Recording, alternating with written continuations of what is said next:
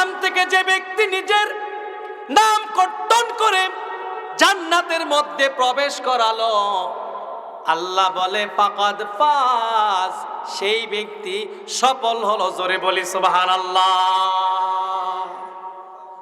সফল হওয়ার জন্য দুইটা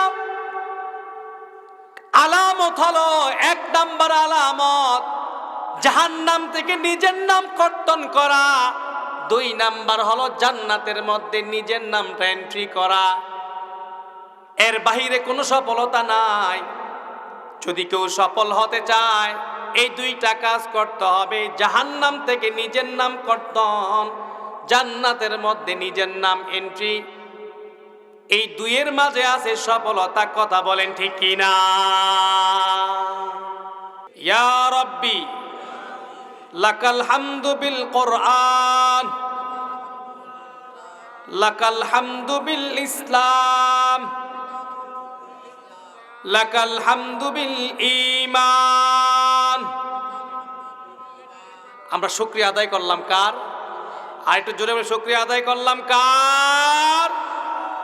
সব সময় শুকরিয়া আদায় করতে হবে কার? সুখে শুকরিয়া আদায় করতে হবে কার? দুঃখে শুকরিয়া আদায় করতে হবে কার? সম্মানিত কুমিল্লাবাসী, শুকরিয়া এমন একটি পাওয়ার, যেই শুকরিয়া যদি বান্দার জীবনে থাকে, আল্লাহ রাব্বুল আলামিন বান্দার জীবনের সর্বত্র বারাকা দান করে। জোরে বলি সুবহানাল্লাহ। আমি কোরআনুল কারীম থেকে এখানে আয়াতে কারিমা তেলাওয়াত করেছি।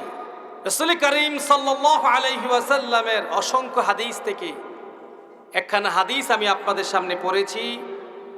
এই হাদিস এবং আয়াতের আলোকে কিছু কথা বলার চেষ্টা করব। আল্লাহ তৌফিক দান করুক, বলি আমিন। আমাদের এই দুনিয়াটা অস্থায়ী একটা দুনিয়া। সন্দেহ আছে?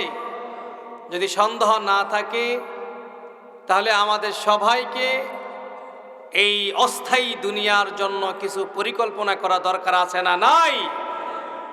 সন্দেহ থাকলে আমরা বলবো এই পাশের কবরস্থানে তাকাতে। কথা বলেন ঠিক কিনা? আপনাদের মুরব্বী অনেকে দুনিয়া থেকে চলে গিয়েছে, কারো বাবা, কারো মা, কারো ভাই, আবার কারো কলিজার টুকরা সন্তান দুনিয়া থেকে চলে গিয়েছে, বাবা আজও বেঁচে আছে। কথা বলেন ঠিক কিনা? হায়াতের কোনো গ্যারান্টি নাই। আসার সিরিয়াল আছে, যাওয়ার কোনো সিরিয়াল নাই। একদিন না একদিন চলে যেতেই হবে।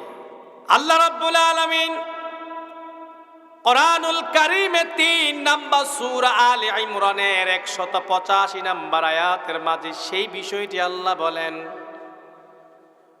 কুল্লু নাফসিন যায়িকাতুল মাউত। আল্লাহ বলেন প্রত্যেকটি মানুষকে মৃত্যুর স্বাদ গ্রহণ করিতে হবে। কেউ দুনিয়ার জমিনে দীর্ঘস্থায়ী হবে না। সবাইকে আজ হোক কাল হোক, একদিন আগে অথবা পরে দুনিয়ার জমিন থেকে বিদায় নিতে হবে। আমার ভাইয়েরা, মৃত্যুর সময়টা নির্ধারিত আছে। প্রত্যেকের জন্য একটা ফ্রেম বাঁধা আছে। এই ফ্রেমের সময় যখন চলে আসবে, 1 সেকেন্ড সময় বাড়ানো হবে না, আবার 1 সেকেন্ড সময় আগেও কমানো হবে না। যথাসময়ে মৃত্যু হয়ে যাবে। আল্লাহ রাব্বুল আলামিন কোরআনুল কারীমের ৭ নম্বর সূরা আ'রাফের ৩৫ নম্বর আয়াতের মাঝে আল্লাহ বলে দিয়েছেন, ওয়ালিকুল্লি উম্মাতিন আজাল, ওয়ালিকুল্লি উম্মাতিন আজাল, ফাইযা জাআ আজালুহুম লা ইস্তাখিরুনা সাআ ওয়া লা ইস্তাকদিমুন। আল্লাহ বলেন প্রত্যেকের জন্য একটা মৃত্যুর সময় নির্ধারিত আছে। যখন সেই সময়টা চলে আসবে, 1 সেকেন্ড সময় আগেও মৃত্যু হবে না, 1 সেকেন্ড সময় পরেও মৃত্যু হবে না।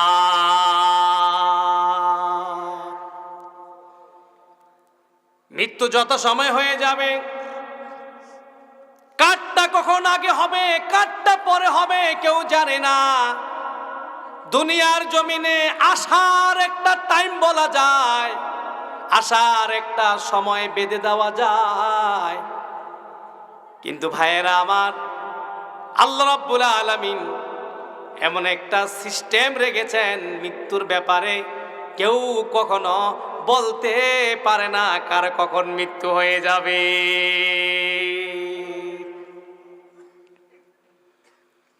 আমার প্রিয় কুমিল্লাবাসী, মৃত্যু হওয়াটা স্বাভাবিক, এটা হতেই হবে, হয়ে যাবে, কথা বলেন ঠিক কিনা?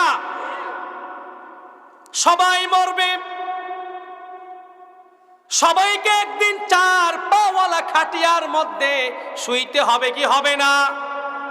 একটু আওয়াজ দিতে হবে, শুইতে হবে কি হবে না? শোয়াটা নিশ্চিত।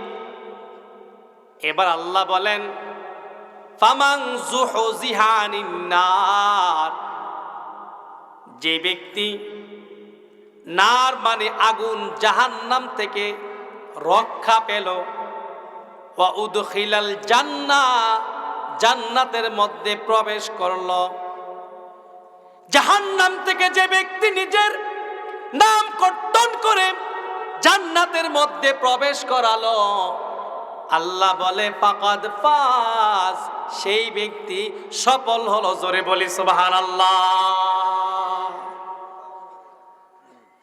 আমার প্রিয় কুমিল্লাবাসী, সফল হওয়ার জন্য দুইটা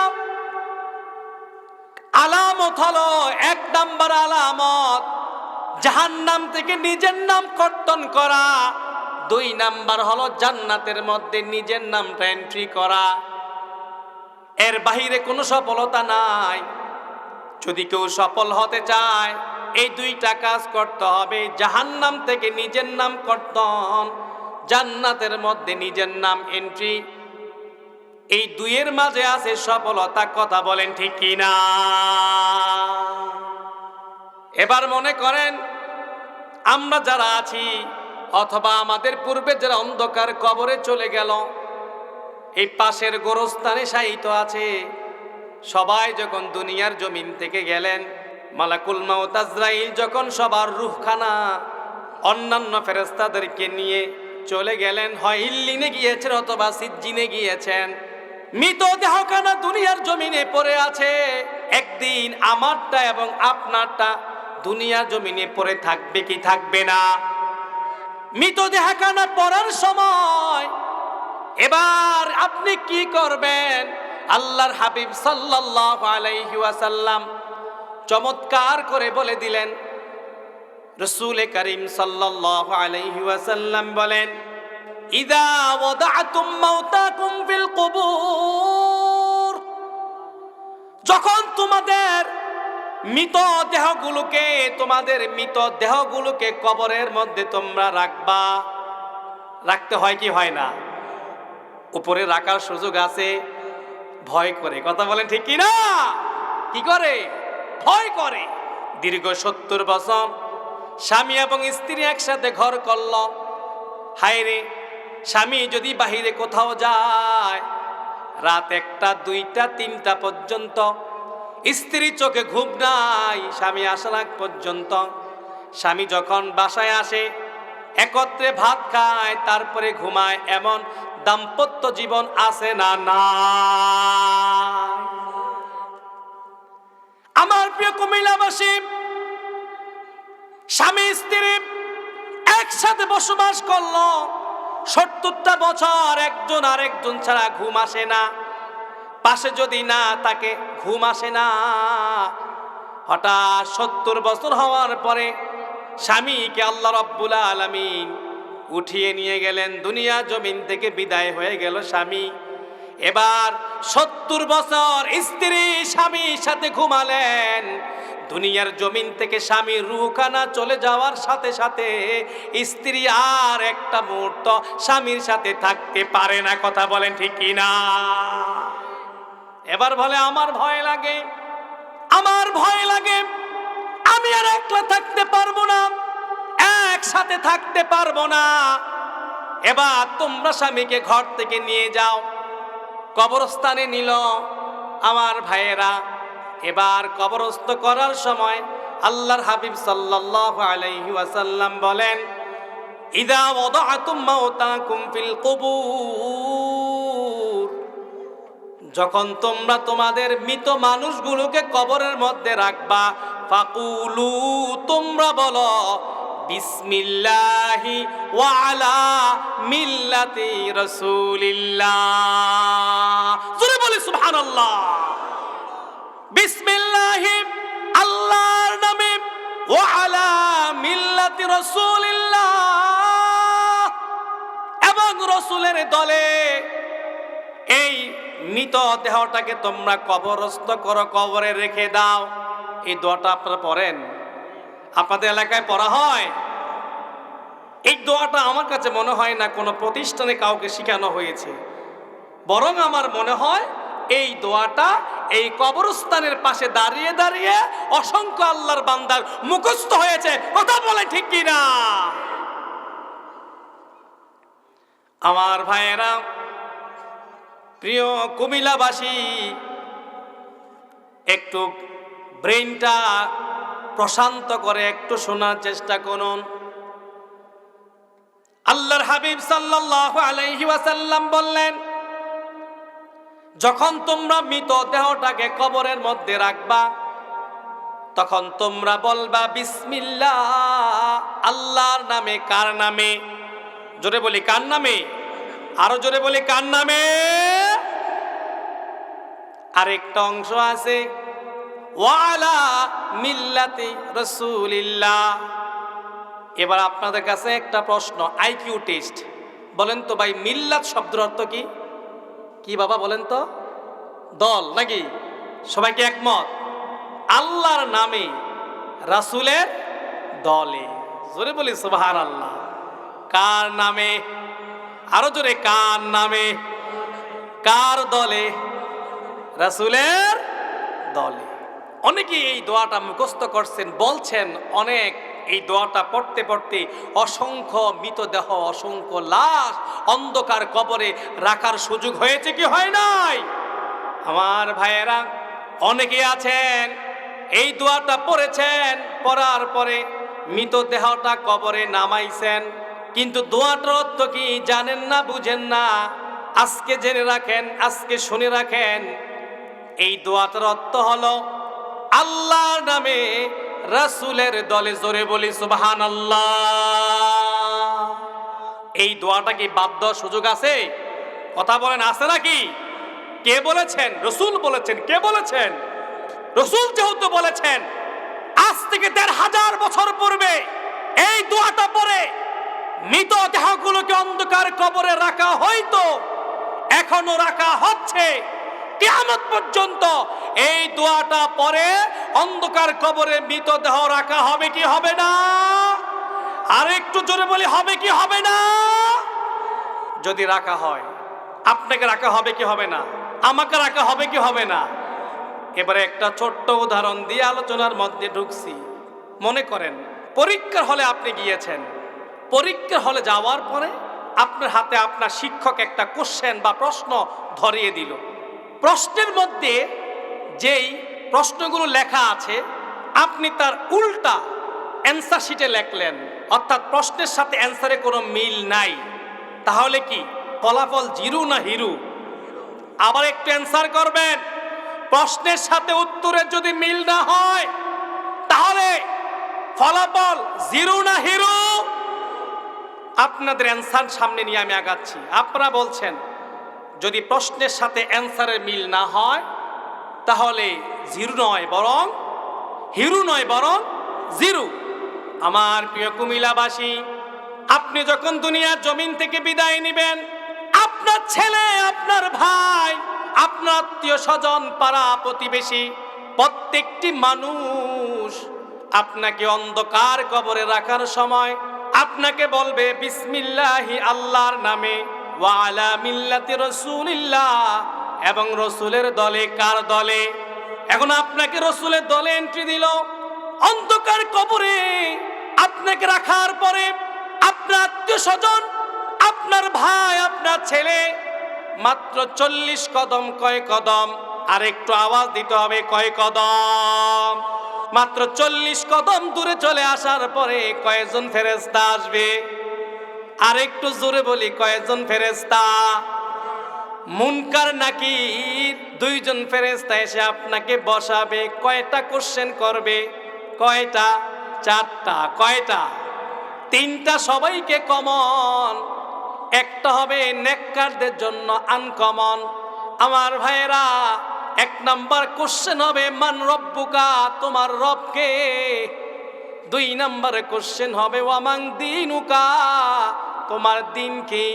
3 নাম্বার কোশ্চেন হবে ওয়ামান হাদার রাসূল, এই লোকটাকে আল্লাযী বুইসা ফীকুম, যাকে তোমাদের কাছে প্রেরণ করা হয়েছে। জোরে বলি সুবহানাল্লাহ। আমার প্রিয় কুমিল্লাবাসী, 3টা কোশ্চেনের মধ্যে 3 নাম্বার যে কোশ্চেনটা করা হবে সেই কোশ্চেনটা হলো ওয়ামান হাদার রাসূল, এই লোকটাকে আল্লাযী বুইসা ফীকুম, যাকে তোমাদের কাছে প্রেরণ করা হয়েছে। যদি মানুষটা নেককার হয় বলবে ইনি হলেন মুহাম্মাদুর রাসূলুল্লাহ, সরে বলি সাল্লাল্লাহু আলাইহি ওয়াসাল্লাম। আর যদি লোকটা বদকার হয়, বেনমাজি হয়, আল্লাহদ্রোহী হয়, ফাসিক হয়, ফুজ্জার হয়, সে বলবে লা আদরি, আমি তাকে চিনি না। কি করি না? জোরে বলেন না, কি করি না? আমি তাকে চিনি না। এবার যখন লোকটা বলবে আমি তাকে চিনি না, আপনাদের কাছে এবার প্রশ্ন, মাত্র কয়েক মিনিট পূর্বে বা কয়েক মিনিট পূর্বে তার আত্মীয় স্বজন, পাড়া প্রতিবেশী, ছেলে, ভাই তাকে বলেছে ওয়ালা বিল্লাতি রাসূলিল্লাহ, এই লোকটাকে কবরে রাখলাম কার দলে?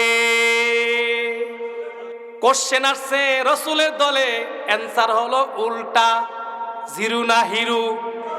আপনি কোনটা হতে চান, জিরো না হিরো? বিবেকটা কাজে লাগান।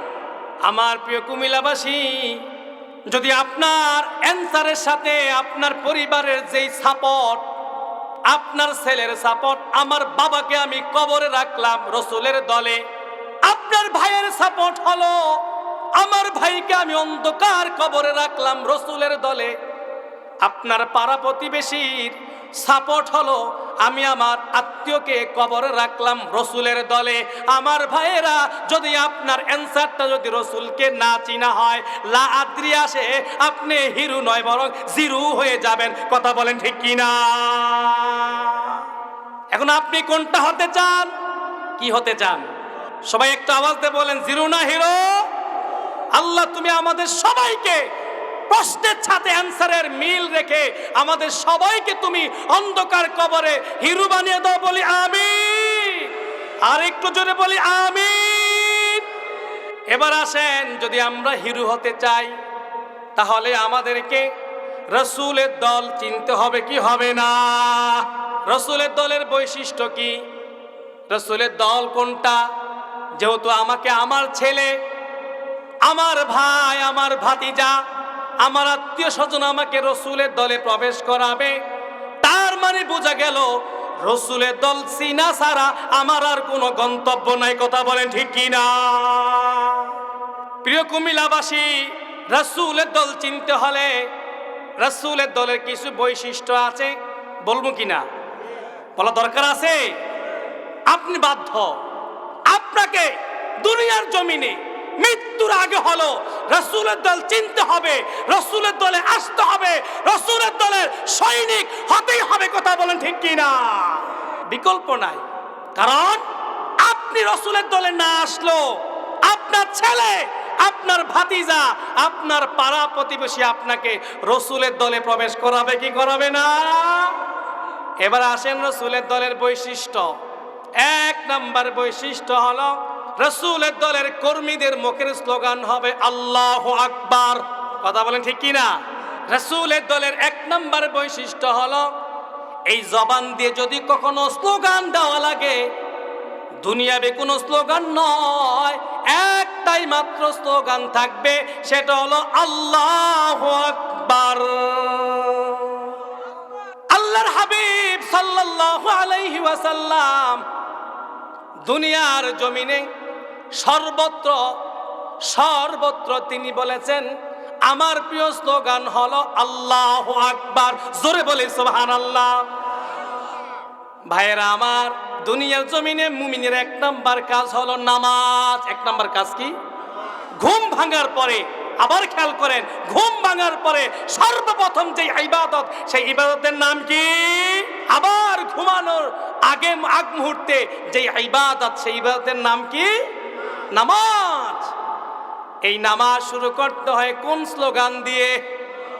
আর একটু জোরে বলি, কোন স্লোগান দিয়ে? এবার আপনি নামাজ শেষ করলেন, দুনিয়ার জমিনে চললেন।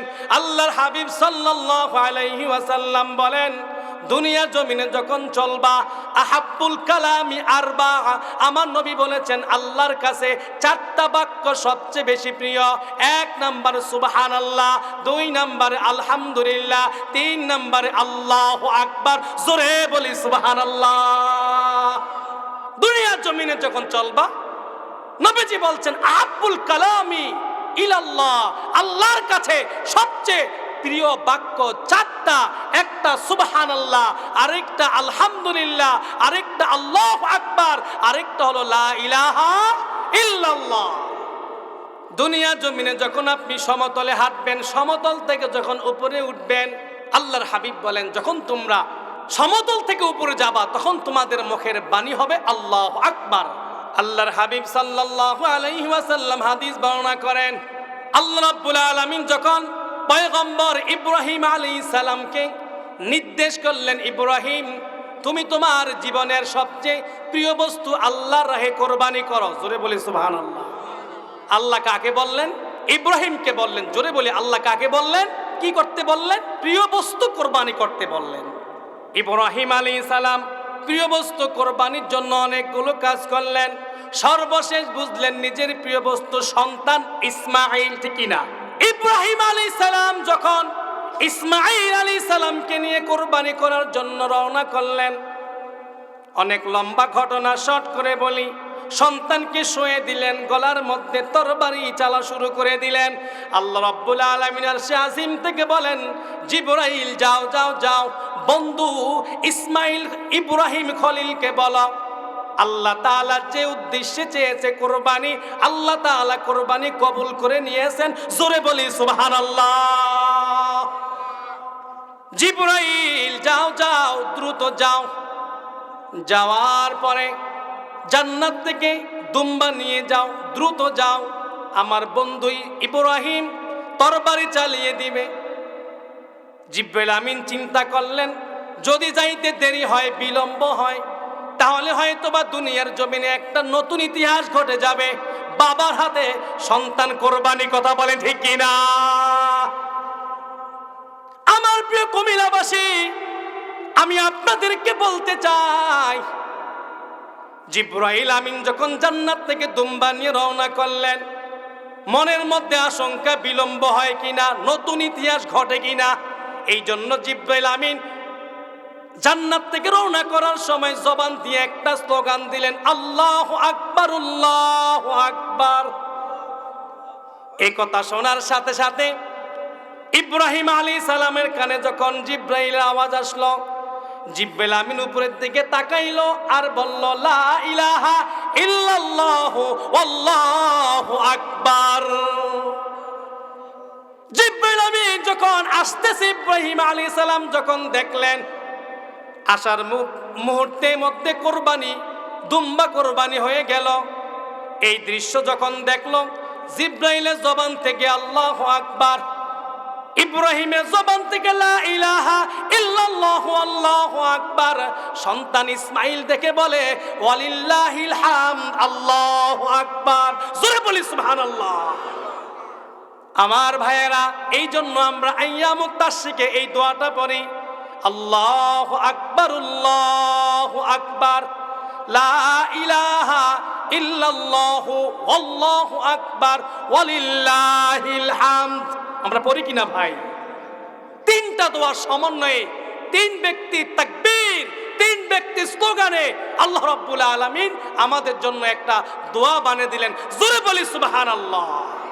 এবার আমি আপনাদেরকে প্রশ্ন করি, বলেন তো ভাই, মুহাম্মাদুর রাসূলুল্লাহ সাল্লাল্লাহু আলাইহি ওয়াসাল্লামের জিহাদের ময়দানে তাকবীর ছিল কি? আর একটু জোরে বলি, কি তাকবীর ছিল? সাহাবা আজমাইন রাদিয়াল্লাহু তাআলা আনহুদের ঘরের মধ্যে, নামাজে, ঘরের বাইরে, জিহাদের ময়দানে স্লোগান ছিল কি? জিবরাইল আমিনের মুখের স্লোগান ছিল কি? ইব্রাহিম আলাইহিস সালামের মুখের স্লোগান ছিল কি? ইসমাঈল আলাইহিস সালামের মুখের স্লোগান ছিল কি? সবার স্লোগান যদি আল্লাহু আকবার হয়ে থাকে, তাহলে আমার স্লোগান কেন এখনো আল্লাহু আকবার করতে পারলাম না? কথা বলেন ঠিক কি না? নারে তাকবীর, নারে তাকবীর। আমার প্রিয় কুমিল্লাবাসী, আমি আপনাদেরকে বলতে চাই, রাসূলের দলের এক নাম্বার বৈশিষ্ট্য হলো, রাসূলের দলের কর্মীরা সব সময় একটা স্লোগান দিবে, আল্লাহু আকবার। এটা হলো রাসূলের দলের এক নাম্বার বৈশিষ্ট্য। পারবো তো ইনশাআল্লাহ? এই স্লোগান যদি কারো মনের মধ্যে জ্বালা তৈরি করে, এই স্লোগান যদি কারো মনের মধ্যে ব্যথা তৈরি করে, আমার ভাইয়েরা, সেই অন্তরে রোগ আছে না নাই? সে অন্তরে রোগ আছে। এই রোগাক্রান্ত অন্তরে নিয়ে আল্লাহর জান্নাত পাওয়া সম্ভব? আমার প্রিয় ভাইয়েরা, রাসূলের দলের 2 নম্বর বৈশিষ্ট্য, যেই দলটা, যেই দলের মধ্যে আপনাকে প্রবেশ করাবে, এই দলের মধ্যে আওয়ামী লীগ, এই দলের মধ্যে বিএনপি, এই দলের মধ্যে জামাত ইসলামী, এই দলের মধ্যে জাতীয় পার্টি, কোনো ব্যক্তিকে আইডেন্টিফাই করা হবে না, বরং সবাইকে এই দলে প্রবেশ করতে হবে কি হবে না? আপনি প্রবেশ করেন আর না করেন, আপনার ছেলে, আপনার পাড়া প্রতিবেশী আপনাকে ওয়ালা মিল্লাতে রাসূলিল্লাহর মধ্যে প্রবেশ করাবে কি করাবে না? তো মৃত্যুর পরে প্রবেশ করবেন নাকি দুনিয়া থেকে প্রবেশ করে যাবেন? আমার প্রিয় ভাইয়েরা, রাসূলের দলের 2 নম্বর বৈশিষ্ট্য হলো, এই দলটা সব সময় বিশ্বাস করে সকল ক্ষমতার উৎস আল্লাহ। ঠিক না? সকল ক্ষমতার উৎস কে? আরো জোরে বলেন, সকল ক্ষমতার উৎস কে? এখন যে অনেকে বলে সকল ক্ষমতার উৎস জনগণ, আছে না নাই? কথা বলেন না কা ভাই, আছে না নাই? যারা বলে যে সকল ক্ষমতার উৎস জনগণ, তারা কি সঠিক না ভুল? যদি এই ভুল যদি আমার মধ্যে থাকে, আমি কি সংশোধন হওয়া দরকার আছে না নাই? আমি আবারও বলছি, এই ভুল যদি আপনার মাঝে থাকে, সংশোধন হওয়া দরকার আছে না নাই? রাসূলের দলের বৈশিষ্ট্য হলো, এই দলের লোকেরা বিশ্বাস করবে সার্বভৌমত্বের মালিক জনগণ নয়, সার্বভৌমত্বের মালিক হলো একমাত্র একজন। জোরে বলেন, তিনি কে? যদি কোনো ব্যক্তি এসে বলে সার্বভৌমত্বের মালিক জনগণ, আপনি কি তার সাথে থাকবেন? তাকে সমর্থন করবেন? তার কথায় রাজি হবেন? হবেন না, হওয়া উচিত নয়। কারণ আল্লাহ রাব্বুল আলামিন এই কথা কোরআনে 1 বার 2 বার নয়, অসংখ্যবার আল্লাহ বলে দিয়েছেন, সার্বভৌমত্বের মালিক, ক্ষমতার মালিক একজন, তিনি কে? আল্লাহ রাব্বুল আলামিন কোরআনুল কারীমে সূরা আলে ইমরানের মাঝে বলেন, কুলিল্লাহুম্মা মালিকাল মুলক তুতিল মুলকা মান তাশা ওয়া তানজিউল মুলকা মিম্মান তাশা ওয়া তুইজ্জু মান তাশা ওয়া তুযিল্লু মান তাশা বিয়াদিকাল খায়র ইন্নাকা আলা কুল্লি শাইইন কাদির। আল্লাহ রাব্বুল আলামিন সূরা আলে ইমরানে চমৎকার করে বলে দিয়েছেন, পৃথিবীবাসী তোমরা শোনো, কুল মানে আপনি বলুন, আল্লাহুম্মা, তিনি সে আল্লাহ, কুলিল্লাহুম্মা মালিকাল মুলক, মুলক মানে রাজত্ব, এই রাজত্বের মালিক, রাজত্বের ক্ষমতাদার, রাজত্বের সার্বভৌমত্বের মালিক হলেন একজন, তিনি হলেন আল্লাহ। শুধু তাই নয়, রব্বুল আলামিন কোরআনুল কারীমের 2 নম্বর সূরা বাকারা আয়াত নাম্বার 284 নম্বর আয়াতের মাঝে আল্লাহ বলেন, লিল্লাহি মা ফিস সামাওয়াতি ওয়া মা ফিল আরদ। লিল্লাহি আল্লাহর জন্য, মা ফিস সামাওয়াতি ওয়া মা ফিল আরদ, আসমান এবং জমিনের মধ্যে যা আছে এই সমস্ত সব বিষয়গুলো একমাত্র একজনের। চিল্লায় বলেন তিনি কে? আল্লাহ বলছেন এই দুনিয়ার জমিনে যা আছে সমস্ত কিছুর মালিক, ক্ষমতাবান একজন, তিনি কে?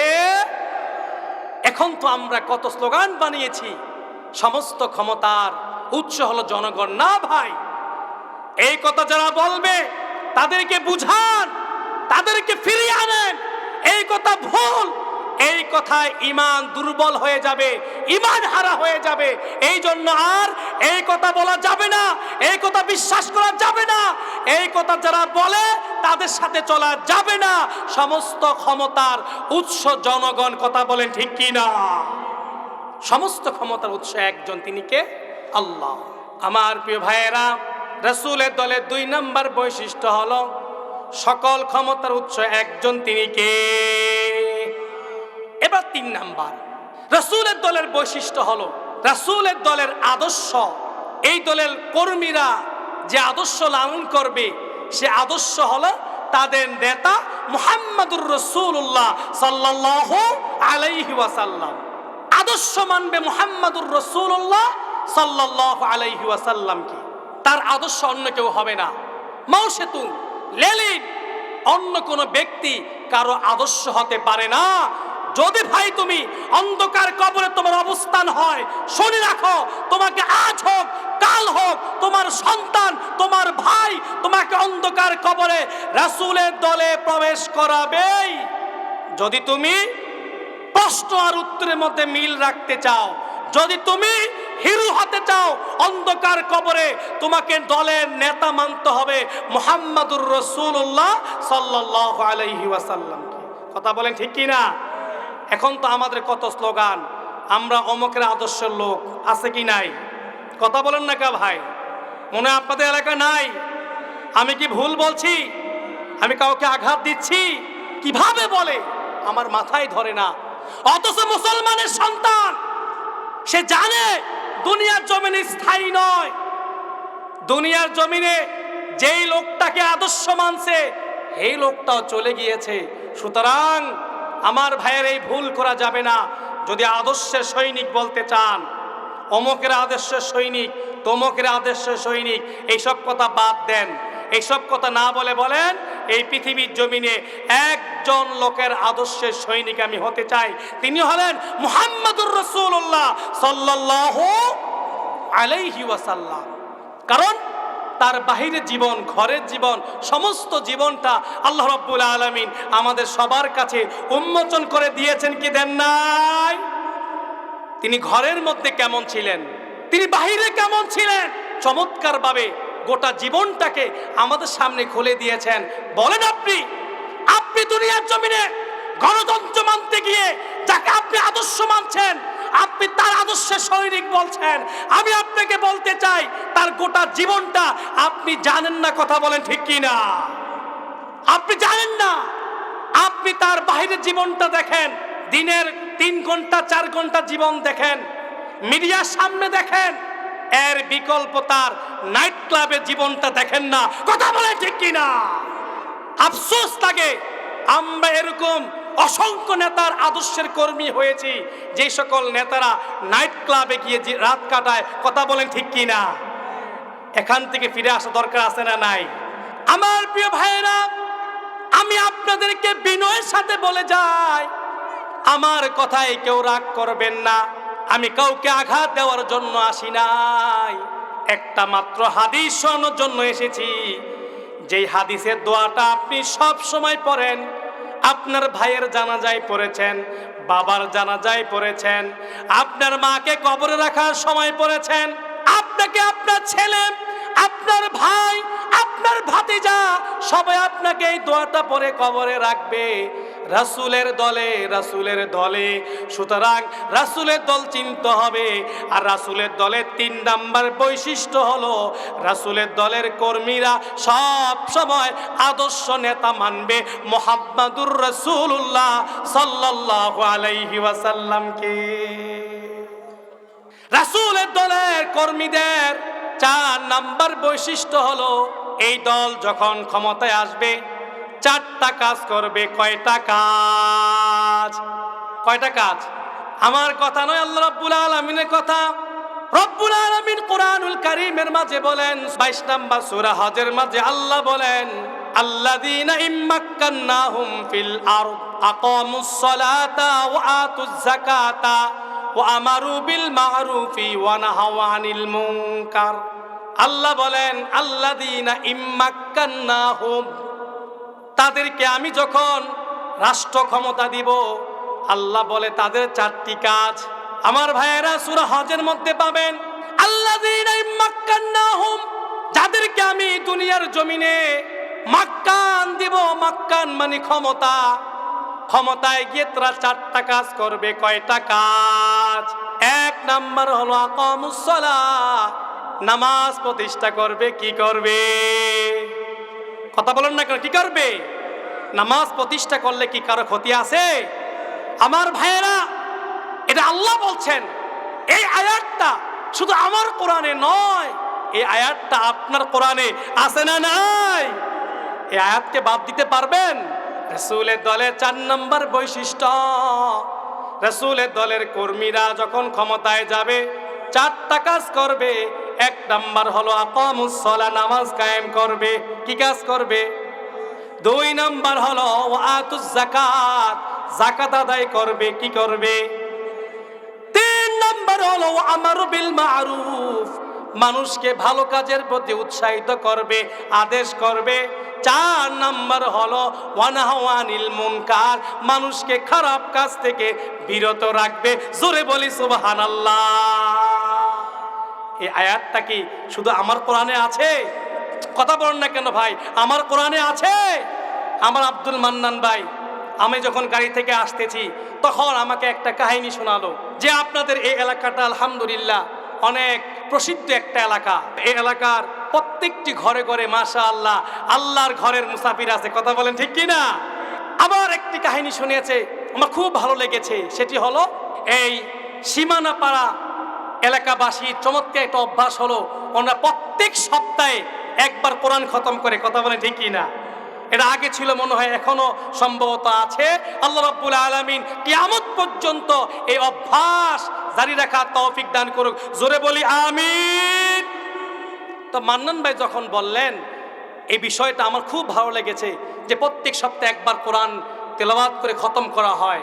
আমার ভাইয়েরা, যখন আপনি কোরআন খতম করেন তখন এই আয়াতটা আপনি তেলাওয়াত করেন কি করেন না? কথা বলেন না কেন? আল্লাযীনা ইম্মাক্কান্নাহুম ফিল আরদি আকামুস সালাতা ওয়া আতুজ যাকাত ওয়া আমারু বিল মা'রুফি ওয়া নাহাউ আনিল মুনকার। আল্লাহ বলে রাসূলের দলের বৈশিষ্ট্য হলো 4 নাম্বার বৈশিষ্ট্য, এরা যখন ক্ষমতায় যাবে এরা তখন 4টা কাজ করবে। একটা কাজ হলো নামাজ কায়েম করা। আমার ভাইয়েরা, এবার সিদ্ধান্ত আপনার, খুঁজে বের করার দায়িত্ব আপনার। গোটা বাংলাদেশে রাসূলের দল কোনটা, যেই দলের মধ্যে গেলে রাসূলের দলের আদর্শ পাওয়া যাবে ওই দলটা আমি বলবো না, আপনি খুঁজে বের করবেন। দায়িত্ব আপনার। কারণ আপনার ছেলে, আপনার ভাতিজা, আপনার আত্মীয় স্বজন আপনাকে রাসূলের দলের মধ্যে প্রবেশ করাবে কি করাবে না? আপনাকে বের করতে হবে কোন দলের মধ্যে কর্মসূচি আছে নামাজ কায়েমের। কথা বলেন ঠিক কি না? কোন দলের মধ্যে কর্মসূচি আছে যত ভালো কাজ, ওই ভালো কাজের মধ্যে ওই দলের লোকজন পাওয়া যায়, এই খুঁজে বের করার দায়িত্ব আমার না আপনার। কারণ যেহেতু আপনাকে রাসূলের দলে আপনার ছেলে এন্ট্রি করে দিবে। আমার ভাইয়েরা, 5 নাম্বার বৈশিষ্ট্য, রাসূলের দলের 5 নাম্বার বৈশিষ্ট্য হলো রাসূলের দলে কোনো পার্সিয়ালিটি নাই, কোনো আত্মীয় স্বজন বলে অপরাধীর কোনো ছাড় নেই। কথা বলেন ঠিক কিনা? এখন বলেন তো, আমাদের সমাজে যদি ক্ষমতায় আমি থাকি, আমার ছেলে, আমার ভাতিজা, আমার ভাই অপরাধ করলে শাস্তি পায় না আরাম পায়? আওয়াজ দিয়ে বলেন, শাস্তি পায় না আরাম পায়? স্বাধীনতার এই 54 বছরে আসার পরও আমরা এখনো কেন স্বাধীনতার সুফল ভোগ করতে পারি নাই? এটা হলো তার অন্যতম কারণ। কথা বলেন ঠিক কিনা? অপরাধী যেই হোক, সে যদি কোনো ব্যক্তির আত্মীয় স্বজন হয়, কোনো নেতা আত্মীয় স্বজন হয়, সে 7 খুন করলো, তার কি শাস্তি হয়? কিন্তু ইসলাম বলে না, রাসূলের দলে এই বৈশিষ্ট্য না। রাসূলের দলে হলো, ভাই তুমি অপরাধ করছো, তুমি কে? তোমাকে আমার চিনার কোনো সময় নাই। কথা বলে ঠিক কিনা? আল্লাহর হাবিবের সাহাবী মা আয়েশা রাদিয়াল্লাহু তাআলা আনহা, রাসূলের স্ত্রী, তিনি হাদিস বর্ণনা করেন। তিনি বলেন, বনু মাখজুম গোত্রের কোন গোত্র? বনু মাখজুম গোত্রর একজন সম্ভ্রান্ত নারী, সম্ভ্রান্ত মহিলা চুরি করলো। কি করলো? বনু মাখজুম গোত্রের সম্ভ্রান্ত মহিলা চুরি করলো। এখন সাহাবীদের মাঝে একটু আলোচনা হচ্ছে, হারে সম্ভ্রান্ত বংশের মেয়েটা চুরি করছে, এখন তো শরীয়তের বিধান, কোরআনের বিধান হলো হাতটা কাটতে হবে, তাই না ভাই? এখন তাদের মাঝে আলোচনা হলো, আচ্ছা যাও তো রসুলের কাছে একজন যাও, গিয়ে রসুলকে বলো, ইয়া রাসূলুল্লাহ, সম্ভ্রান্ত বংশের একজন নারী চুরি করেছে, এই বিচারটা কোনোভাবে একটু সহজ করা যায় কিনা। কিন্তু আলোচনা করার পরে কে গিয়ে রসুলের কাছে প্রস্তাব দিবে, সেই লোককে আর খুঁজে পাওয়া যায় না, কেউ সাহস করছে না। জোরে বলি সুবহানাল্লাহ। সাহাবা আজমাইন রাদিয়াল্লাহু তাআলা আনহুরা নিজেদের মধ্যে একটু গল্প গুজব করলো, কথা আলোচনা করলো, কে যাবে। আল্লাহর হাবিব সাল্লাল্লাহু আলাইহি ওয়াসাল্লামের কাছে গিয়ে এই বিচারটাকে একটু সহজ করার জন্য বলবে, কে যাবে? আমার ভাইয়েরা, কেউ সাহস করে না। এক পর্যায়ে সবাই একমত হলো।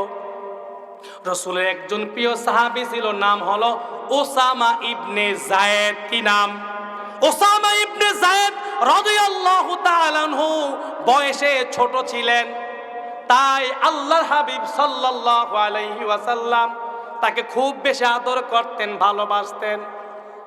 এবার সবাই বলল, ওসামা তুমি একটু রাসূলের কাছে যাও, গিয়ে বলো, আল্লাহর হাবিব সাল্লাল্লাহু আলাইহি ওয়াসাল্লামকে বলো, কোনোভাবে বিচারটাকে একটু সহজ করা যায় কিনা। ওসামা ইবনে যায়েদ রাদিয়াল্লাহু তাআলা আনহু আল্লাহর নবীর কাছে গিয়ে বললেন, রাসূল, ইয়া রাসূলুল্লাহ, বিচারটা একটু সহজ করা যায় কিনা। এই কথা বলতে দেরি আল্লাহর হাবিব সাল্লাল্লাহু আলাইহি ওয়াসাল্লাম রাগান্বিত হতে দেরি করলেন না। জোরে বলি সুবহানাল্লাহ। রাসূল খুব রাগান্বিত হয়ে গেলেন। রাগান্বিত হয়ে বললেন, ওসামা শুনে রাখো, তোমাদের পূর্ববর্তী বহু জাতি ধ্বংস হয়ে গিয়েছে। কারণ হলো, তাদের সম্ভ্রান্ত কোনো পুরুষ বা নারী যদি চুরি করত, তারা তাকে মাফ করত, খালাস করত। আর যদি কোনো দুর্বল বংশর বা গোত্রের কোনো পুরুষ অথবা নারী চুরি করত, তার উপর হাত কাটার বিধান কায়েম করত। এই কারণে পূর্ববর্তী বহু জাতিকে আমার আল্লাহ ধ্বংস করে দিয়েছে। জোরে বলি সুবহানাল্লাহ। এবার আল্লাহর হাবিব সাল্লাল্লাহু আলাইহি ওয়াসাল্লাম কণ্ঠটাকে গম্ভীর করে বললেন, ওসামা শোনো, লাউ সারাকাত ফাতিমাতু বিনতু মুহাম্মদ, মুহাম্মাদের মেয়ে যদি চুরি করে, শুনে রাখো ওসামা, আমি মুহাম্মদ সাল্লাল্লাহু আলাইহি ওয়াসাল্লাম নিজের মেয়ে বলে ফাতেমাকে ছাড় দিব না, ফাতেমার হাত আমি কর্তন করে দিব। জোরে বলি সুবহানাল্লাহ। এটা হলো রাসূলের দলের বৈশিষ্ট্য। আমার ভাইয়েরা, আমি আপনাদেরকে প্রশ্ন রাখতে চাই, এই স্বাধীনতার 54 বছরে এসে আমরা কি আজ পর্যন্ত এমন একটা দৃষ্টান্ত দেখতে পেরেছি যেই দলের নেতারা তার অপরাধী কর্মীর হাত কাটতে পেরেছে, তাকে শাস্তি দিয়েছে, তা কারাগারে দিয়েছে? এমন কোন কাহিনী আমাদের সামনে আসছে? আমার ভাইয়েরা, এই জন্য আমি আপনাদেরকে বলতে চাই, আপনার ছেলে, আপনার ভাই, আপনার ভাতিজা আপনাকে অন্ধকার কবরে কার দলে দিবে? রাসূলের দলে দিবে। আর সেই রাসূলের দলের বৈশিষ্ট্য হলো অপরাধীর কোনো পরিচয় নাই। কথা বলেন ঠিক কি না? আবারও বলেন, অপরাধীর কোনো দলীয় পরিচয়। এটা হলো ইসলাম, এটা হলো রাসূলের দলের বৈশিষ্ট্য। আল্লাহ, তুমি আমাদের সবাইকে মৃত্যুর আগ মুহূর্ত হলো রাসূলের এমন একটা দলের কর্মী হওয়ার মতন তৌফিক দান করে বলি আমিন। লিল্লাহে তাকবীর। রাসূলের দলের 6 নম্বর বৈশিষ্ট্য হলো রাসূলের দলের কর্মীরা কখনো দিনকে বিকৃতি করে না, দিনকে চেঞ্জ করে না। যেভাবে আল্লাহর হাবিব সাল্লাল্লাহু আলাইহি ওয়াসাল্লাম দলের কমান্ডার যেভাবে ইসলামকে রেখে গিয়েছে, দলের কর্মীরা মৃত্যু পর্যন্ত ইসলামকে সেভাবে রাখবে। কথা বলেন ঠিক কি না? রাসূল যেভাবে ইসলামকে রেখে গিয়েছেন, সাহাবা আজমাইন রাদিয়াল্লাহু তাআলা আনহুরা ইসলামকে যেভাবে দিয়ে গিয়েছেন সেভাবে রাখতে হবে। এর বেশি করা যাবে না, কমও করা। কথা বলেন ঠিক কি না? কারণ আল্লাহর হাবিব সাল্লাল্লাহু আলাইহি ওয়াসাল্লাম বিজয় হজের ভাষণের সময় তার উপর যে সর্বশেষ আয়াতে কারিমা নাজিল হয়, সে আয়াতে আল্লাহ রাব্বুল আলামিন চমৎকার করে বলে দিয়েছেন। 5 নম্বর সূরা মায়দার 3 নম্বর আয়াতের মাঝে আল্লাহ বলেছেন, আল-ইয়াওমা আকমালতু লাকুম দীনাকুম ওয়া আতমামতু আলাইকুম নি'মাতি ওয়া রাদিতু লাকুমুল ইসলাম দীনা। জোরে বলি আল্লাহু আকবার। আল্লাহ রাব্বুল আলামিন বলেন, আল-ইয়াওমা আকমালতু লাকুম দীনাকুম, ও নবী, আপনার উপর দিনকে আমি পরিপূর্ণ করে গেলাম। আকমালতু লাকুম দীনাকুম, আমি তোমাকে দিন পরিপূর্ণ করে দিলাম। ওয়া আতমামতু আলাইকুম নি'মাতি, আমার যত নিয়ামত আছে এই নিয়ামত দিয়ে তোমাকে আমি পরিপূর্ণ করে দিলাম। আল্লাহর হাবিব সাল্লাল্লাহু আলাইহি ওয়াসাল্লাম আমাদের কাছে দিনকে পরিপূর্ণ করে দিয়েছেন কিনা কথা বলেন? পরিপূর্ণ না আংশিক দিয়ে গেছেন? যদি পরিপূর্ণ হয় তাহলে এই দিনের মধ্যে অন্য কোনো বিষয় ঢুকানোর প্রয়োজন আছে? আমার ভাইয়েরা, আল্লাহর হাবিব সাল্লাল্লাহু আলাইহি ওয়াসাল্লাম যেভাবে দিনকে রেখে গিয়েছেন, সাহাবা আজমাইন রাদিয়াল্লাহু তাআলা আনহুরা যেভাবে দিনকে রেখে গিয়েছেন, সেভাবেই রাখা হলো পরিপূর্ণতা। এর কম করা অথবা বেশি করা, এটা হলো পরিপূর্ণতার খেলাফ। কথা বলেন ঠিক কি না? আর পরিপূর্ণতার খেলাফ এই বিষয়টার নাম হলো বিদআত। বিষয়ের নাম কি? বেদাত। কোন মুমিন কখনো বেদাত করতে পারে না। এই বেদাত করায় কে? এই বেদাত করে হলো শয়তান। কে করায়? শয়তান। শয়তান প্রত্যেকটা মুমিনের জন্য 3টা কাজ করে। কয়টা কাজ? আবার বলেন কয়টা? 3টা কাজ করে। 1 নাম্বার, শয়তানের প্রথম কাজ হলো একজন মুমিনকে কাফের বানিয়ে দেওয়া, দিন থেকে বাহির করে দেওয়া, তার ঈমানটাকে ছিনিয়ে নেওয়ার চেষ্টা করা। কিভাবে কূটকৌশল করে, ষড়যন্ত্র করে ঈমান থেকে গাফেল করা যায়, ঈমান থেকে খারেজ করা যায়, এটা হলো শয়তানের প্রথম চ্যালেঞ্জ। যখন শয়তান কোন মুমিনের পিছে লাগে, 1 নাম্বার এই ওষুধ দেওয়ার চেষ্টা করে। কিন্তু মুমিনের ঈমানের শক্তির কারণে, লা ইলাহা ইল্লাল্লাহর পাওয়ারের কারণে যখন শয়তান ব্যর্থ হয়ে যায়, 2 নাম্বার মেডিসিন সে দেওয়ার চেষ্টা করে। আর 2 নাম্বার ডোজটা হলো ওই মুমিনকে চেষ্টা করে আস্তে আস্তে আমল থেকে দূরে রাখা। কি করে? আমল থেকে দূরে রাখার চেষ্টা করে। যখন প্রথম ডোজ ব্যর্থ হয়, ঈমান হারা করতে পারে না, কুফরির মধ্যে নিমজ্জিত করতে পারে না, মুমিনকে কাফির বানাতে পারে না, 2 নাম্বার ডোজ দেয় কিভাবে তাকে আমল থেকে দূরে সরাবে। আমার ভাইয়েরা, কিন্তু মুমিনের ঈমানের কারণে যখন শয়তান এখনো ব্যর্থ হয়ে যায়, 2 নাম্বার ডোজ শেষ হয়ে যায়, এবার সে 3 নাম্বার ডোজটা দেয়। সে দেখে কাফের বানাতে পারলাম না, আমল থেকে দূরে সরাতে পারলাম না, 3 নাম্বার ডোজ হলো আমলটাকে বাড়াইয়া বাড়াইয়া করা শুরু করে দেয়। আমলটা কি করে? বাড়াইয়া শুরু করে দেয়। কারণ দেখে কি, শয়তান দেখে বাবারে এই লোকের ঈমান খাইতে পারি নাই। 2 নাম্বার কাজ হলো এই লোকের আমল কমাইতে পারি নাই, তাহলে কাজ করি এবার আমলটাকে বাড়াইয়া দেই। কারণ শয়তান দেখে এই লোকটা আমল করে সওয়াবের নিয়তে। কথা বলেন ঠিক কি না? বেদাত করে কিসের নিয়তে? সওয়াবের নিয়তে। আমার ভাইয়েরা, আল্লাহর হাবিব সাল্লাল্লাহু আলাইহি ওয়াসাল্লাম বলেন, মান আহদাসা ফি আমরিনা, যেই ব্যক্তি আমাদের কাজের মধ্যে আহদাসা, নতুন কোন পথ, নতুন কোন মত, নতুন কোন ইবাদত যোগ করবে, ফালাইসা মিন্না, যেই ব্যাপারে আমি নবী আমার সাহাবীরা ডিরেকশন দিয়ে যায় নাই, আমার নবীর দলের মধ্যে পায় নাই। আমার নবী দলের সংবিধান হলো কোরআন এবং সুন্নাহ। কথা বলে ঠিক কি না? নবীর দলের সংবিধান কোরআন এবং সুন্নাহর মধ্যে ওরকম আমল না পাওয়ার পরে ব্যক্তি নতুন আবিষ্কার করে শুরু করলো, আল্লাহর হাবিব বলেন ফাহুয়া রদ্দুন, সে আমল বাতিল, সে আমল বাতিল। জোরে বলি নাউজুবিল্লাহ। আমার ভাইয়েরা, এই জন্য বেদাত করা যাবে না। বেদাত করে মানুষ সওয়াবের নিয়তে। কথা বলেন ঠিক কি না? মানুষ মনে করে কি বেদাত করছে কি সওয়াবের নিয়তে, এই জন্য শয়তান এই জায়গায় বিজয়ী হয়ে যায়। 1 নাম্বার চিন্তা করে কাফের বানামু, পারে না। 2 নাম্বার চিন্তা করে আমল কম করামু, পারে না। 3 নাম্বার কয় তাহলে এবার পাইছি, এবার তাহলে আমলটাকে সওয়াবের আশায় বাড়িয়ে দেবো, এই জায়গায় সে বিজয়ী হয়ে যায়। জোরে বলি নাউযুবিল্লাহ। আমার ভাইয়েরা, আমি আপনাদেরকে বলবো বেদাত মানে হলো ইবাদত রাসূলের তরিকার বাহিরে গিয়ে করা। রাসূল যেভাবে করতে বলেছেন সেভাবে করা, এর বাহিরে বাড়তি করা অথবা কমতি করা, এটা হলো বেদাত। এটা সবাই খেয়াল রাখবেন। আল্লাহ আমাদের সবাইকে বেদাত থেকে হেফাজত করে বলি আমিন। আমি আশ্চর্য হয়ে বলি, আমরা এমন মুসলমান, যেই বিষয়গুলোর ব্যাপারে অথেন্টিক প্রমাণ আছে সেই বিষয়গুলোকে ছেড়ে দেই। সবাই খেয়াল রাখেন, যেই বিষয়গুলোর প্রতি আমাদের অথেন্টিক কোরআন এবং সুন্নাহর ডাইরেক্ট ডিরেকশন আছে সেগুলোকে আমরা ছেড়ে দেই।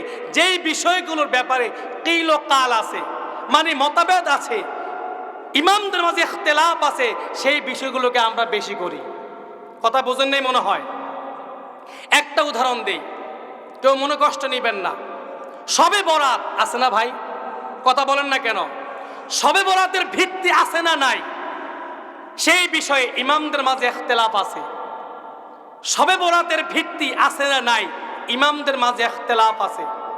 হাসান হাদিস মানের একটা হাদিস হলো আল্লাহ রাব্বুল আলামিন ইন্নাল্লাহা লা ইয়াত্তালিউ ফি লাইলাতিন নিসফি মিন শাবান, আল্লাহ লাইলাতুন নিসফি মিন শাবান তথা শাবানের মধ্য রজনীতে আল্লাহ প্রথম আসমানের দিকে মনোনিবেশ করেন। তারপরে কি করেন? ফায়াগফিরু লিজামিইল খালকি, আল্লাহ ওই দিন সমস্ত মাখলুকাতকে আল্লাহ ক্ষমা করে দেন, তবে 2 ব্যক্তি ছাড়া, এক মুশরিকিন আও মুশাহিন, মুশরিক অথবা হিংসুক ছাড়া। এই হাদিসটা সহিহ। জোরে বলি সুবহানাল্লাহ। শবে বরাতের রাতে আল্লাহ সবাইকে ক্ষমা করেন। আমার ভাইয়েরা, 2 ব্যক্তি ছাড়া, 1 নম্বরে মুশরিক, 2 নম্বরে মুশাহিন মানে হিংসুক। এখন কথা হলো, ওই রাতে সারা রাত ইবাদত করতে হবে, সারা রাত ইবাদত করতে হবে, এই ব্যাপারে সুস্পষ্ট কোনো হাদিস পাওয়া যায় না। যদি কেউ সারা রাত ইবাদত করে আলহামদুলিল্লাহ, একটা দুর্বল দঈফ হাদিস আছে, সারা রাত ইবাদত করবে, রাতের বেলা দিনের বেলা সিয়াম রাখবে পরবর্তী দিন, এটা হাদিস আছে, তবে হাদিসটার মান দঈফ।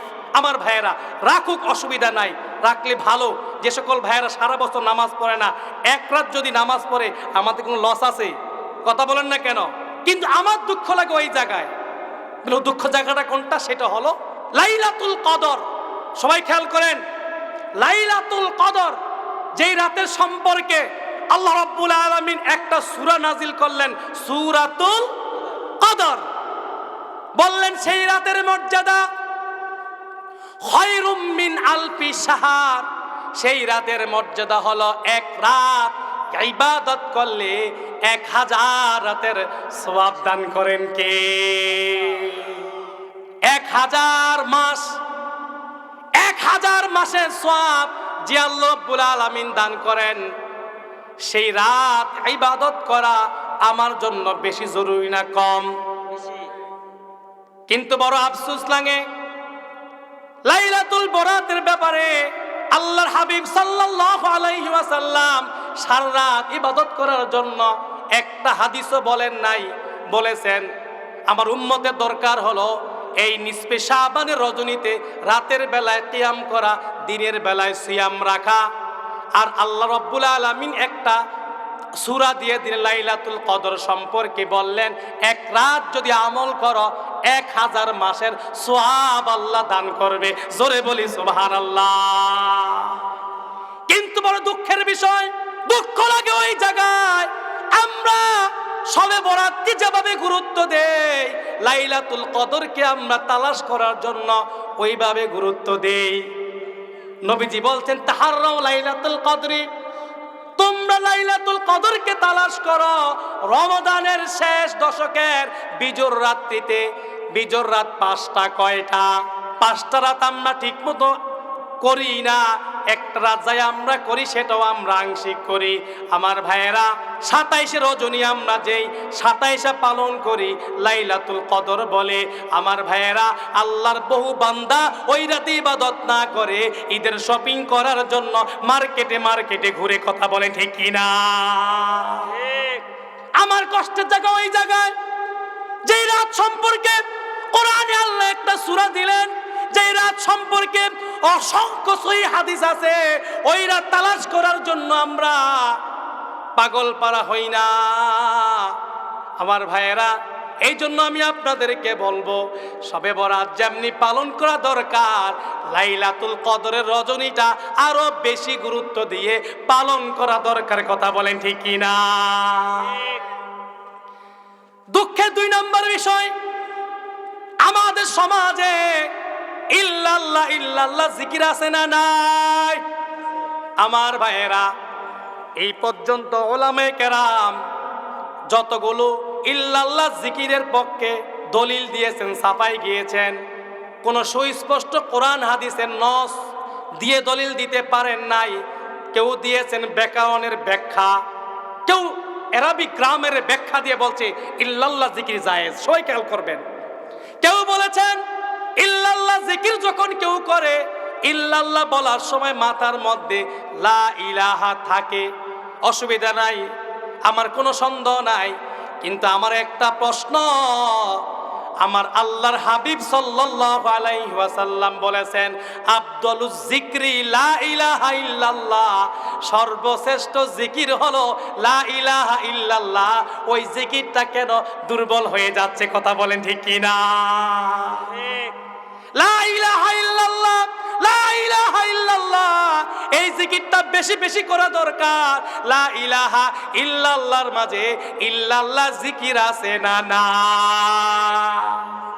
একটু আগে হাদিস বলেছিলাম আহাব্বুল কালামি ইলাল্লাহি আরবা, আল্লাহর কাছে 4টা জিকির হলো সবচেয়ে প্রিয়। কয়টা? আরো জোরে কয়টা? 1 নাম্বার সুবহানাল্লাহ, 2 নাম্বার আলহামদুলিল্লাহ, 3 নাম্বার আল্লাহু আকবার, 4 নাম্বার হলো লা ইলাহা ইল্লাল্লাহ। জোরে বলি সুবহানাল্লাহ। আমার ভাইয়েরা আমি আপনাদের সামনে যতগুলো হাদিস বলেছি প্রত্যেকটা হাদিস সহিহ। মুহাদ্দিসিনে কেরাম প্রত্যেকটা হাদিসকে সহিহ বলেছেন। মানে আল্লাহর হাবিব সাল্লাল্লাহু আলাইহি ওয়াসাল্লাম নিজের জবানে এই কথাগুলো বলেছেন।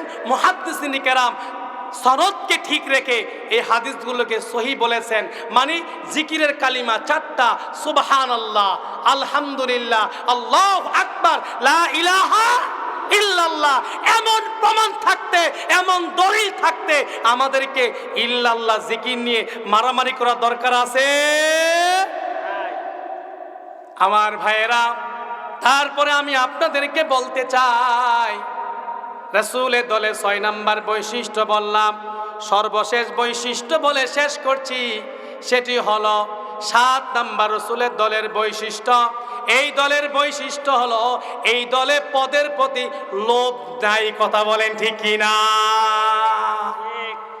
ভাইয়েরা আমার প্রতি কেউ কষ্ট নিয়েন না। আমি আপনাদেরকে যতগুলো পয়েন্ট বলেছি প্রত্যেকটা পয়েন্টের পিছনে কোরআন এবং হাদিস ছিল কি ছিল না? এবার আমি আপনাদেরকে 2টা হাদিস শুনিয়ে আমার আলোচনা আমি শেষ করব। রাসূলের দলের বৈশিষ্ট্য, আপনি এই দলের কর্মী হন আর না হন, আমি আবারও বলছি প্রিয় কুমিল্লাবাসী, আমি আপনাদেরকে আবারও বলছি, রাসূলের দলের কর্মী আপনি হন অথবা না হন, এতে আমার দুঃখ লাগে না, আমার কিছু যায় আসে না। আমি আপনাদেরকে বলতে চাই, আপনি দুনিয়ার জমিনে রাসূলের দলের কর্মী না হলেও আপনার ছেলে, আপনার ভাই, আপনার ভাতিজা ওয়ালা মিল্লাতে রাসূলুল্লাহ বলে রাসূলের দলে প্রবেশ করাবে কি করাবে না?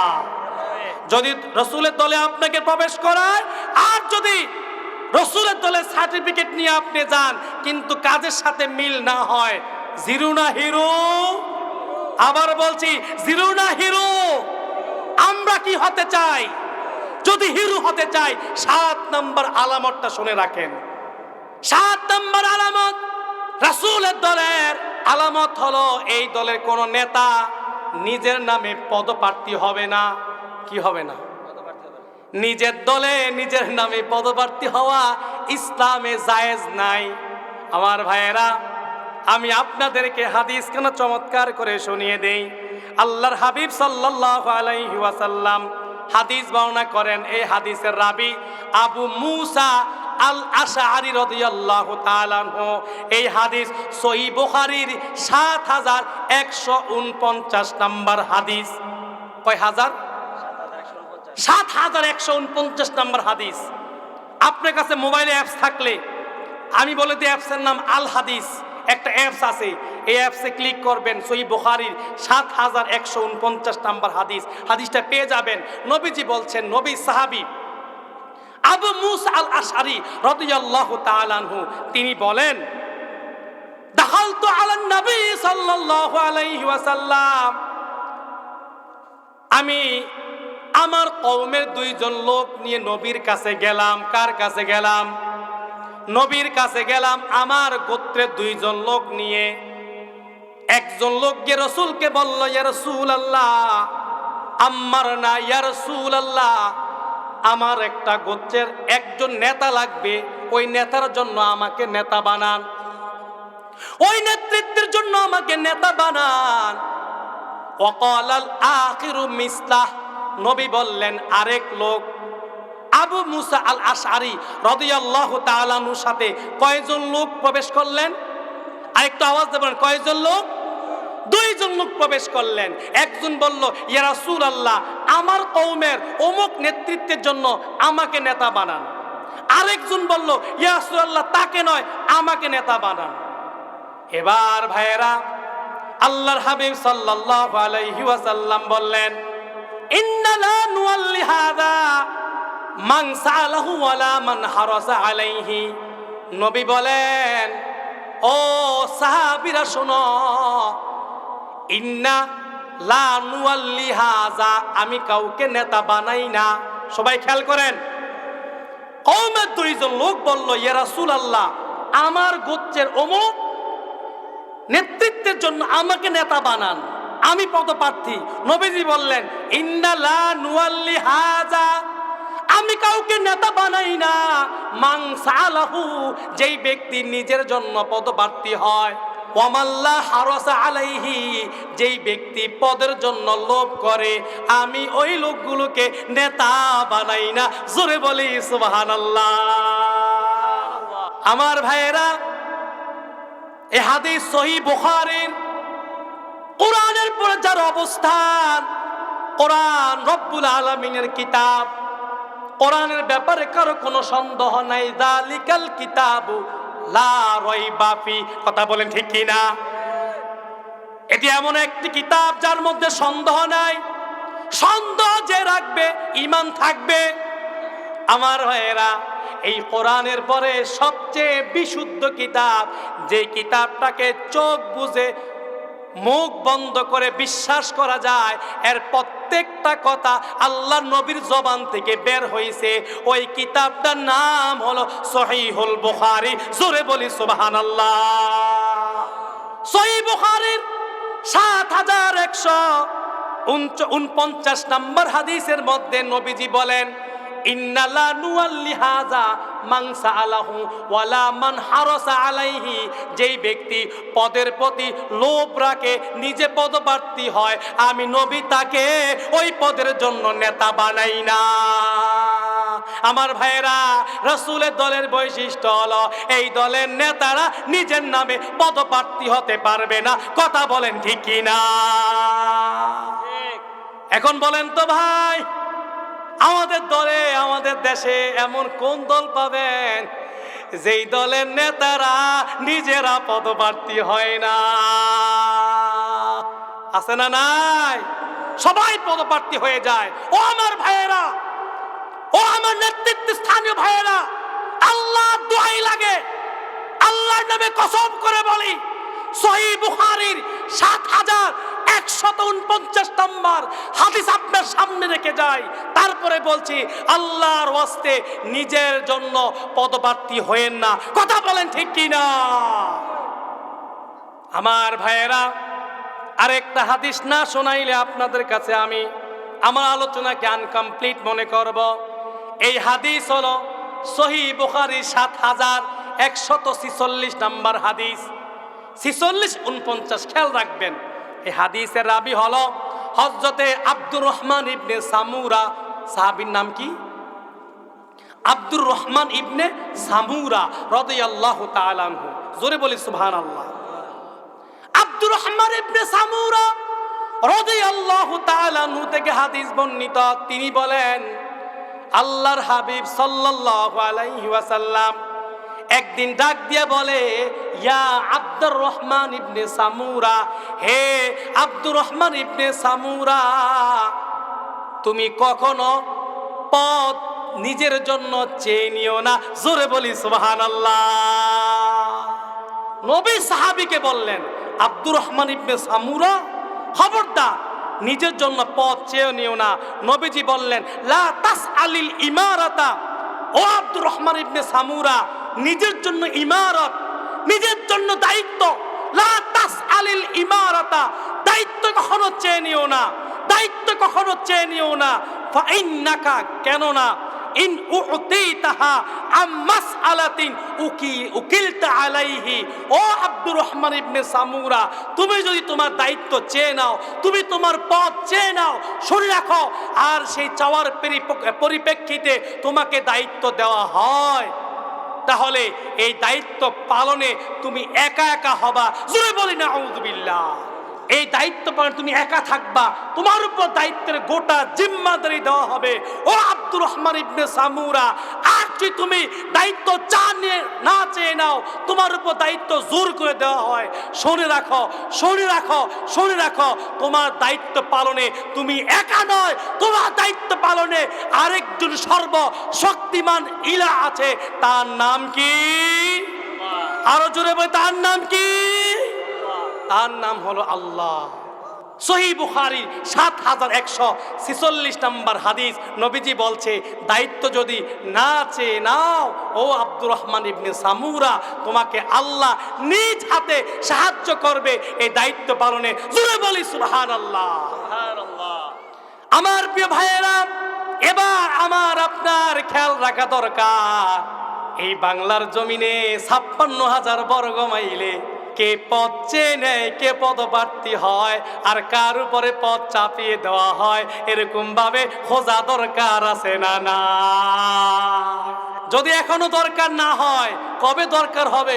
মরার পরে, মৃত্যুর পরে সন্তান বলে দিবে, বিসমিল্লাহি ওয়া আলা মিল্লাতি রাসূলিল্লাহ, আল্লাহর নামে রসুলের দলে।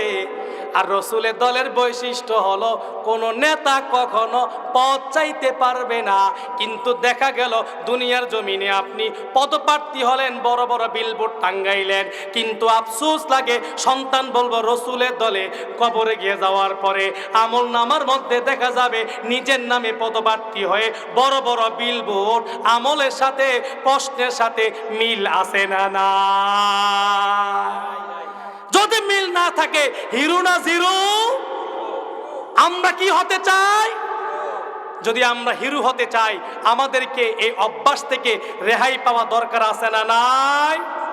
আমার ভাইয়েরা, আমার আলোচনায় কষ্ট পাচ্ছেন? সহিহ বুখারীর হাদিস বলছি, যদি পরকাল বিশ্বাস করি, যদি অন্ধকার কবরকে বিশ্বাস করি, খেয়াল রাখেন, আমি আপনাদেরকে বলে যাই, দৃঢ়তার সাথে বলছি, এই দুনিয়ার জমিনে কোন তন্ত্র, সমাজতন্ত্র চেষ্টা করেছিল এই গোটা পৃথিবীকে কাঁপাইতে, তারা পৃথিবী কাঁপাইতে পারে নাই, নিজেরা কেঁপে দুনিয়া থেকে সমাজতন্ত্র কবরস্থ হয়েছে। কথা বলে ঠিক কিনা?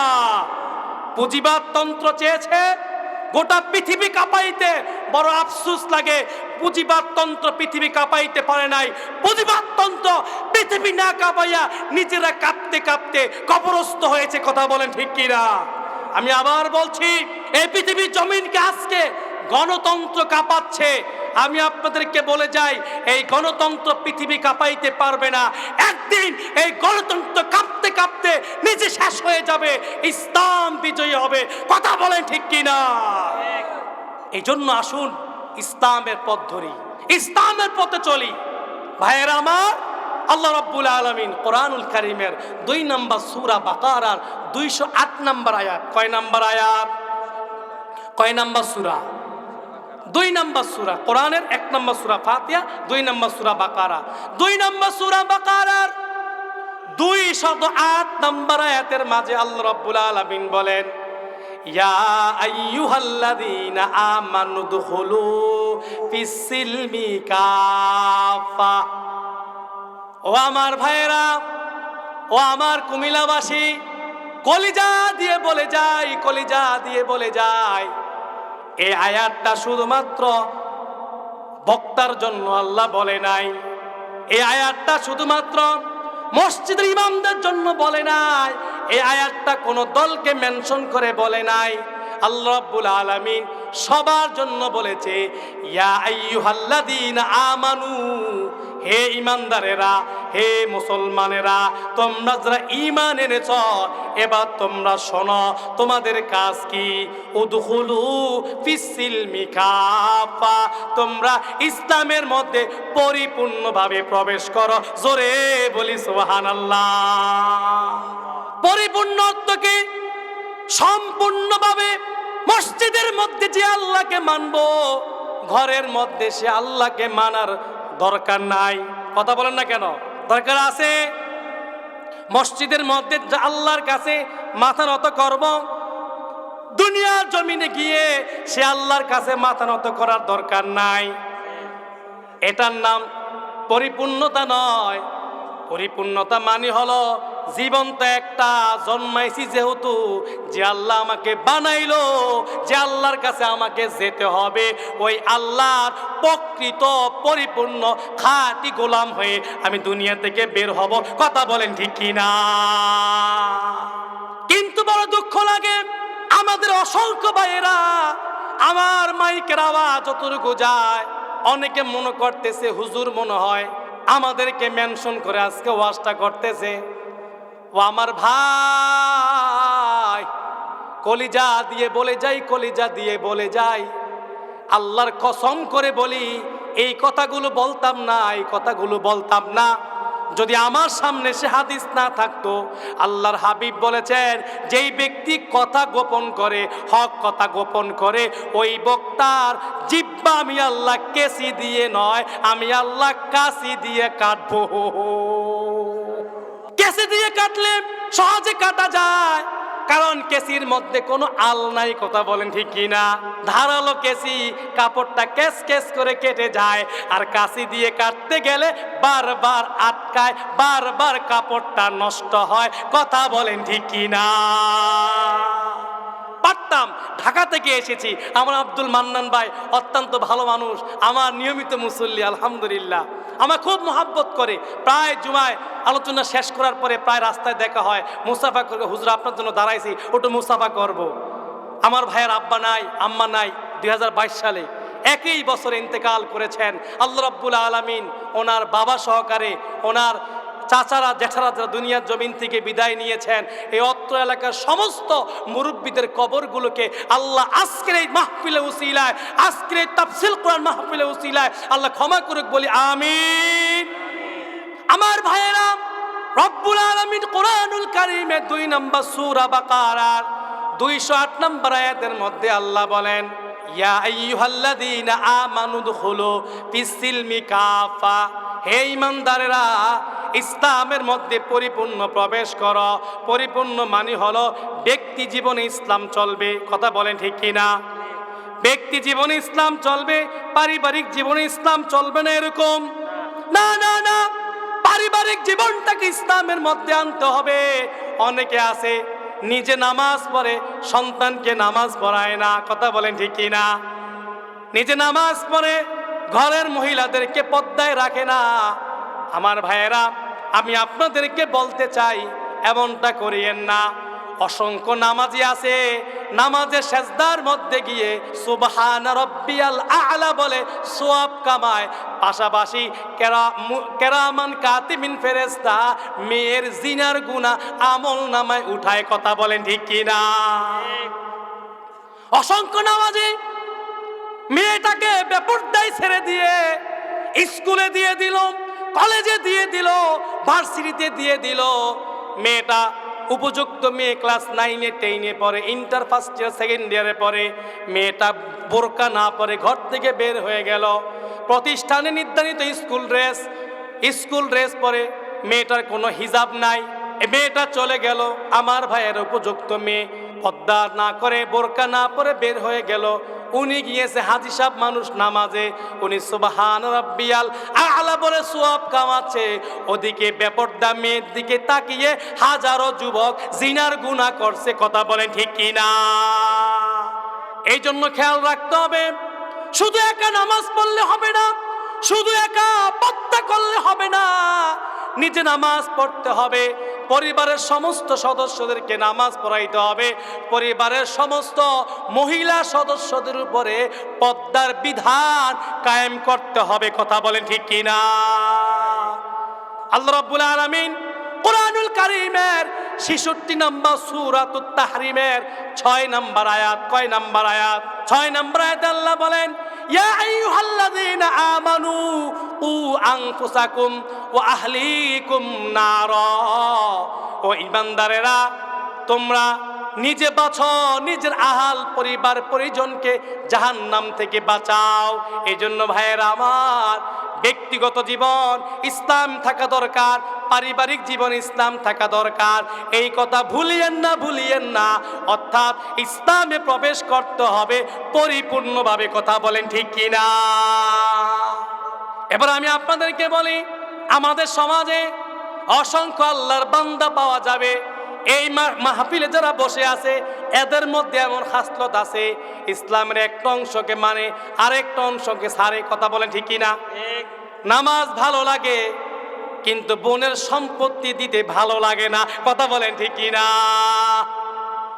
নামাজ ভালো লাগে, কোরআন ভালো লাগে, তেলাওয়াত ভালো লাগে, কিন্তু যখন বলে একটা আয়াত আসছে, যে আয়াতটা আল্লাহ বলছেন সুদ ছেড়ে দাও, এটা ছাড়তে ভালো লাগে না, কথা বলেন ঠিক কিনা?